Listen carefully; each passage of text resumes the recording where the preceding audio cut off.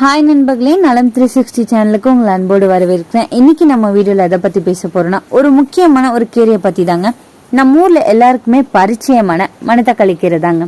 பண்டைய காலத்துல இருந்து நம்ம பாட்டி தாத்தா எல்லாமே மணத்தக்காளி கீரை சாப்பிட்டு வயிறு நல்லா இருக்கும், புண் இருக்காது, உடம்பு குளிரும்னு சொல்லிக்கிட்டே இருந்தாங்க. ஆனா இந்த கீரை என்ன மாதிரியான மருத்துவ குணங்கள் இருக்கு, எந்த நோய்களுக்கெல்லாம் நல்லது, எப்படி சாப்பிடணும், எந்த நேரத்துல சாப்பிடணும், இதனால ஏதாவது பக்கவிளைவுகள் இருக்கா அப்படின்றத பத்தி விரிவா நம்ம இன்னைக்கு தெரிஞ்சுக்க போறோம். இந்த மணத்தக்காளி கீரையில ஏராளமான மருத்துவ குணங்கள் இருக்குங்க. இலைகள்ல அதிக மருத்துவ குணம் கொண்டதுதான் இந்த மணத்தக்காளி கீரை. வயிறு மற்றும் வாய்ப்புண்களை குணப்படுத்த உதவியா இருக்கு. இது அஜீரண பிரச்சனைகளுக்கு உதவியா இருக்கு. இந்த மணத்தக்காளியோட நன்மைகள் என்னென்னு பாக்குறதுக்கு முன்னாடி நலம் 360 சேனல்ல சப்ஸ்கிரைப் பண்ணாதவங்க சப்ஸ்கிரைப் பண்ணிக்கோங்க. மறக்காம பக்கத்துல இருக்க பெல் ஐகானை பிரஸ் பண்ணிக்கோங்க. வாங்க வீடியோக்குள்ள போலாம். மணத்தக்காளி கீரை ஆங்கிலத்துல பிளாக் நைட்ஷேட் அப்படின்னு சொல்லுவாங்க. இதுக்கு விஞ்ஞான பெயர் சொலானம் நிக்ரும் அப்படின்னு சொல்லப்படுது. இது நம்ம இந்தியா முழுக்க காணப்படுற ஒரு மூலிகை கீரைங்க. பூங்கொத்து போல சின்ன சின்ன வெள்ளை பூ கொண்டு இருக்கும். அதுக்கப்புறம் கருப்பு நிற கனியும் அதுல இருக்கும். அதுதான் மணத்தக்காளி காய்னு சொல்லப்படுது. இது வயல்வெளி ஓரமா வீட்டு மாடத்துல கூட தானா வளர்ந்து வர ஒரு இயற்கை மருந்து செடிங்க. இந்த மணத்தக்காளி கீரையில பிளவனாய்டுகள், ஃபீனாலிக் கலவைகள் மற்றும் வைட்டமின் ஏ, வைட்டமின் சி போன்ற ஆக்சிஜனேற்றங்கள் நிறைஞ்சிருக்கு. இந்த ஆன்டி ஆக்சிடென்ட்கள் தீங்கு விளைவிக்க ஃப்ரீ ரெடிக்கல்களை நன்மையாக உதவியா இருக்கு. அது மட்டும் இல்லாம ஆக்சிஜனேற்ற சேதத்துல இருந்து உடலை செல்களை பாதுகாக்குது. மணத்தக்காளி கீரை அதோட செரிமான நன்மைகளுக்கு பெயர் பெற்றதுன்னு கூட சொல்லலாங்க. இது செரிமானத்துக்கு உதவுவதாகவும் ஆரோக்கியமான குடல் இயக்கங்களை மேம்படுத்துவதாகவும் மலச்சிக்கல் போக்க உதவியா இருக்கணும். இது பசியை மேம்படுத்தவும் வயிற்று கோளாற போக்கவும் உதவியா இருக்குன்னு அறிவியலாளர்கள் சொல்றாங்க. இந்த மணத்தக்காளி கீரையில உள்ள சில உயிர் சக்தி கலவைகள் அதோட அலர்ஜி எதிர்ப்பு பண்புகளுக்கு பங்களிக்க கூடுதுங்க. இந்த கீரை சில நேரங்கள்ல உடல்ல ஏற்படுற வீக்கத்தை குறைக்கவும் அலர்ஜி நிலைகளோட தொடர்புடைய அறிகுறிகளை போக்கவும் பயன்படுத்தப்படுது. மணத்தக்காளி கீரை பொடியில அதிக வைட்டமின் சி இருக்கிறதால நோய் எதிர்ப்பு சக்தியை அதிகரிக்கும் தன்மை கொண்டதா கருதப்படுதுங்க. இது நோய் எதிர்ப்பு மண்டலத்தை வலுப்படுத்தவும் தொற்று மற்றும் நோய்களிலிருந்து பாதுகாக்கவும் உதவியா இருக்கும். இந்த மணத்தக்காளி கீரையில உள்ள வைட்டமின் ஏ சத்து கண் ஆரோக்கியத்துக்கு நன்மை பயக்குது. மணத்தக்காளி கீரை பொடிய பார்வை பராமரிக்க பயன்படுத்தப்பட்டு வருதுங்க. ஆரோக்கியமான பார்வையை பராமரிக்க, வயது தொடர்பான கண் நோய்களிலிருந்து பாதுகாக்க இது உதவியா இருக்கு.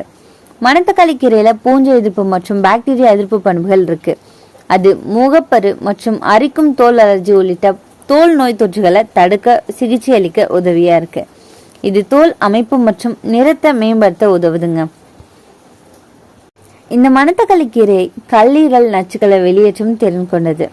லிவர் சம்பந்தப்பட்ட பிரச்சனைகளான ஜாண்டிஸ், அதாவது மஞ்சள் காமாலை, லிவர் என்சைம் அதிகரிப்பு, கொழுப்பு கல்லீரல், இது எல்லாமே கட்டுப்படுத்த இது உதவியா இருக்கு.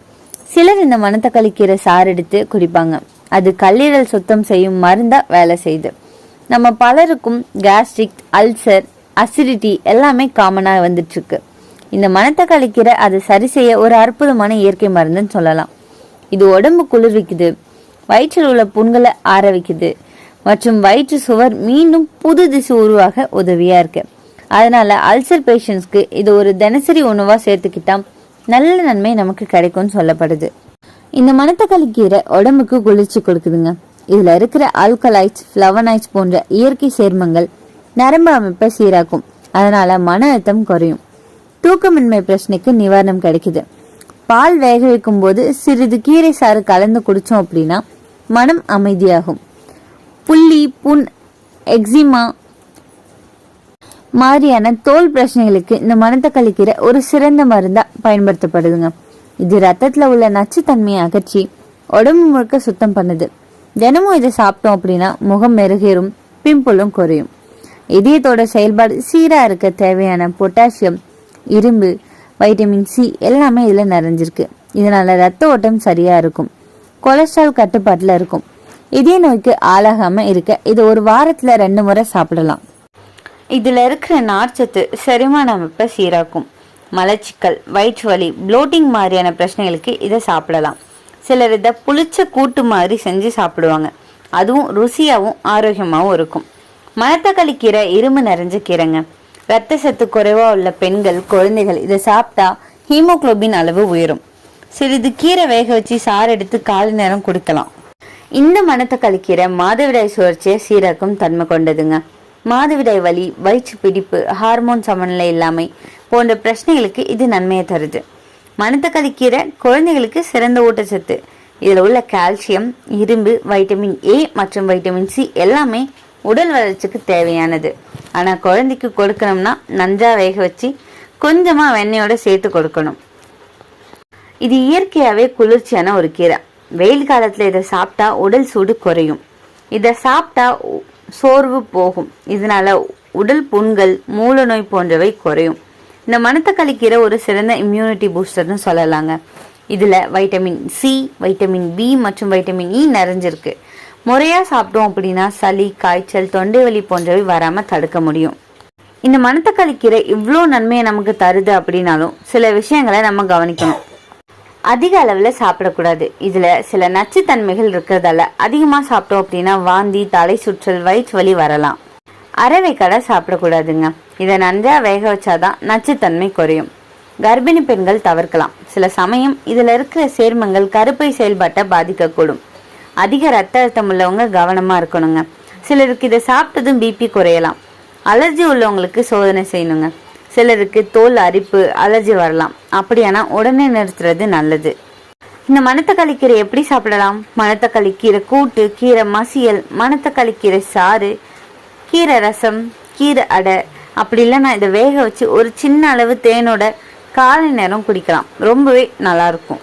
இந்த மணத்தக்காளி சூப் எப்படி செய்யறதுன்னு சொல்றேன், கேட்டுக்கோங்க. மணத்தக்காளி கீரை 2 கப் எடுத்துக்கோங்க. ஜீரகம் 1 ஸ்பூன், நறுக்குன சின்ன வெங்காயம் 5, தேங்காய் பால் 1/2 கப், சுவைக்கு தேவையான உப்பு. தண்டுகள்ல இருந்து இலையை பிரிச்சு அதை கழுவுறதன் மூலம் தொடங்கலாம். கழுவிய கீரைகளை ஒதுக்கி வச்சுக்கோங்க. 2 கப் தண்ணீரை கொதிக்க வச்சு நறுக்குன சின்ன வெங்காயம், ஜீரகம், இலைகள் எல்லாத்தையும் சேர்த்துக்கோங்க. சுவைக்கு தேவையான அளவு உப்பு கொதிக்க வச்சு எடுத்துக்கோங்க.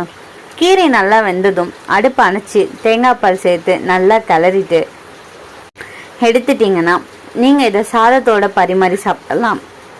அப்படி இல்லைன்னா சூடாக சூப் மாதிரியும் சாப்பிடலாம். இதில் முக்கியமான விஷயம் என்னென்னா, தேங்காய் பால் சேர்த்ததுக்கப்புறம் இதை நம்ம கொதிக்க விடக்கூடாது. இந்த மணத்தக்காளி கீரை ஒரு எளிமையான ஆனால் அற்புதமான இயற்கை மருந்துங்க. நம்ம ஊரில் கிடைக்கிற இந்த கீரை நம்ம உடம்புக்கு பெரிய ஆசையாக இருக்குது. சரியான அளவில் சீரான முறையில் சாப்பிட்டோம் அப்படின்னா இது நமக்கு ஆரோக்கியம், அழகு, மன அமைதி 3யுமே தருது.